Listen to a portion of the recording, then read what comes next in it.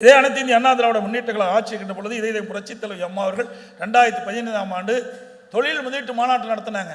74 புரிதல் ஒப்பந்தங்கள் போட்டாங்க. 2,40,000 கோடி தொழில் முதலீட்டு ஈர்க்கப்பட்டு புதிய தொழிற்சாலையை கொண்டு வந்து படித்த இளைஞர்களுக்கு வேலைவாய்ப்பை உருவாக்கி தந்த அரசாங்கம் அதிமுக அரசாங்கம். படிப்பதற்கும் பல்வேறு கல்விக்கூடங்களை திறந்தோம், படித்து முடித்த இளைஞர்களுக்கும் வேலைவாய்ப்பை உருவாக்கி தந்தோம். அதே வழியில் வந்து அம்மாவுடைய அரசு 2019 ஜனவரி மாதம் தொழில் முதலீட்டு மாநாட்டு சென்னையில் நடத்தி சுமார் 304 புரிந்துணர்வு ஒப்பந்தங்கள் போட்டு 3,05,000 கோடி தொழில் முதலீட்டு ஈர்க்கப்பட்டு பல தொழிற்சாலைகள் நிறைவு பெற்று பயன்பாட்டுக்கு வந்துட்டது. அதில் இருக்கிற உற்பத்தி தான் இன்றைக்கு இந்த ஆட்சி காப்பாற்றிட்டு இருக்குது. இந்த ஆட்சியில் தொழில் முதலீட்டு மாநாட்டு நடத்தினாங்க, புரிந்துணர்வு ஒப்பந்தம் போட்டாங்க.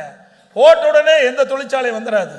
ஒரு தொழிற்சாலை அமைக்க வேண்டும் என்று சொன்னால் முதற்கட்ட பணிகள் செய்ய வேண்டும், நிலம் எடுக்க வேணும், பிறகு அதற்கு தேவையான அனுமதிகள்லாம் பெற வேண்டும், பிறகு அது நிதி ஆராய்ச்சி பெற வேண்டும், கட்டுமானம் செய்ய வேண்டும். இதையெல்லாம் செய்ய வேண்டும் என்று சொன்னால் குறிப்பிட்டது ஒரு 3 ஆண்டு காலமாக தொழிற்சாலை அமைப்பதற்கு காலம் பிடிக்கும்.